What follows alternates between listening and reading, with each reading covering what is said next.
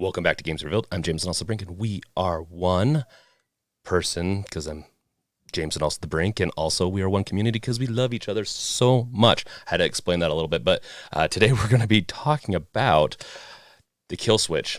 Yes, it's another review, but it's not really. It's a follow-up review like I promised that I would do eventually.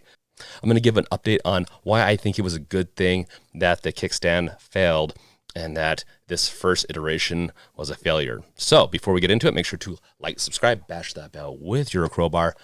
Now that we've gotten all those zombies out of the way with those crowbars this holiday horror season, let's get into talking about this bad boy. Now, my review still stands. I love this case. I actually think it's worth it. I think it's a proposition value kind of thing where some people think it's too expensive and they say they can get something cheaper. That's fine. But the word cheaper usually inclines also lesser quality. And I would agree with that statement.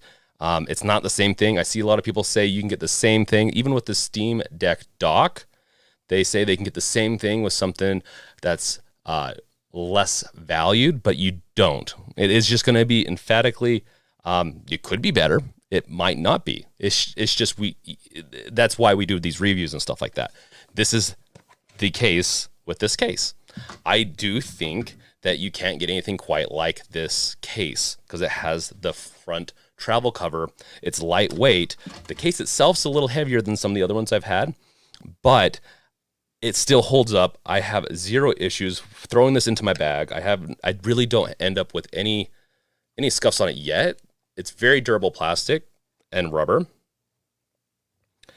And honestly, it's a lot like the phone cases like the Otter boxes. Those are very similar to this, except for I feel like those add so much more bulk to those devices, where this is already kind of a bulky device. So adding this case onto it doesn't really feel like it changes a whole lot. And it makes it actually a little slimmer when you want to travel because you don't have to carry around a bigger case. You can just throw this in one of your bags. And we've watched many YouTubers try dropping theirs and it seemed fine. I'm not going to do that because I do think with the wrong impact point, it still is going to be a disaster. So I'd be careful as the impact point, meaning like if you hit a certain point on it, that's what's going to be the most damaging thing dropping in your deck no matter what. Whether or not it's going to destroy your screen or potentially controller or the casing. Like there's a lot that can go wrong. This is a fail-safe. This is a security blanket that's wrapped around the deck. And that's why I think it's important to have one of these and you can't get one. And so my giveaway that I'm doing with this is happening this week. Like it's going to finalize. It's going to be up on the website and you're going to be able to get one of these. Now, let's get to the question though. It's going to be one of your only ways to get one of these right now until January 1st, which is kind of a ways away. And it gives the competition more time to make this. Honestly, there's no reason why JSOX couldn't just go ahead and make their own travel cover and case like this. Honestly, they'll probably make it sooner than Dbrand, as I feel like Dbrand goes through a little bit more of a process in developing their stuff. That's why it took us so long to get this. As much as people want to say they missed out on the kickstand fan thing, I think that's a pretty easy one to kind of miss, but it still is really big that they missed it, especially since it's a magnet and magnet with other parts of computers don't sometimes play well with each other. Why I think it's a good idea that they kind of canceled the project until January 1st, well, not January 1st, but sometime in January, and they essentially killed the deck instead of killing the Switch. And it's, we all know it's because of the magnet in the kickstand. And when I was doing my review, I wasn't really worried about it. I didn't have any issues. I mean, I held it up, I'd run it, I'd hear it. I didn't hear anything different. It's because I don't have the Delta variant of the fan. And so with the Delta variant, it can cause the fan to slow down, and then eventually it could potentially fail. As if you're putting more wear on the fan, it's just going to wear down, especially if it's a lesser quality fan. And I'm not saying that the Delta variant is, but I would probably say it is a lesser fan. I mean, it makes the noise. It just all around didn't need to sound like it did. Yeah.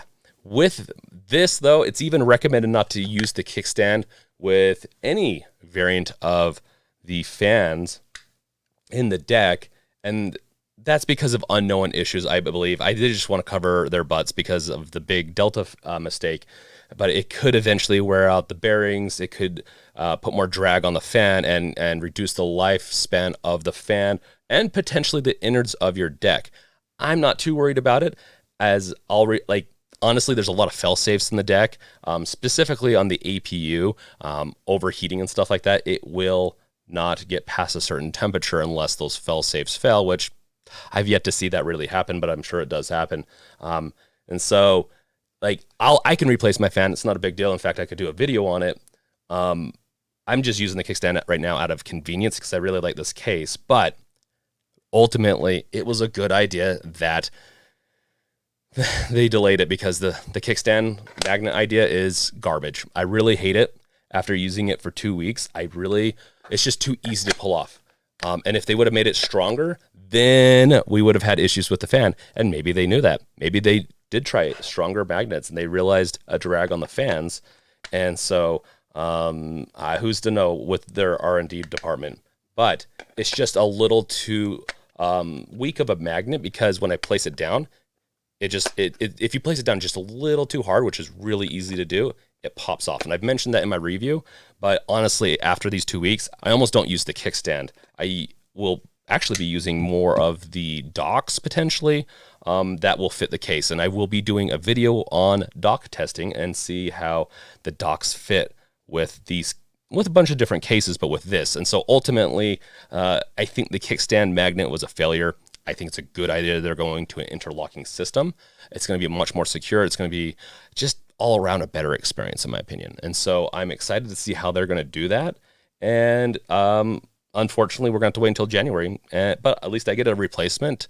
And so, yeah, in the end, I love this case, but we're going to have to wait until January to get that new kickstand style. So with that, let me know in the comments below what you think. Do you think they should have stuck with the magnet? Do you think it's a good idea that they changed it?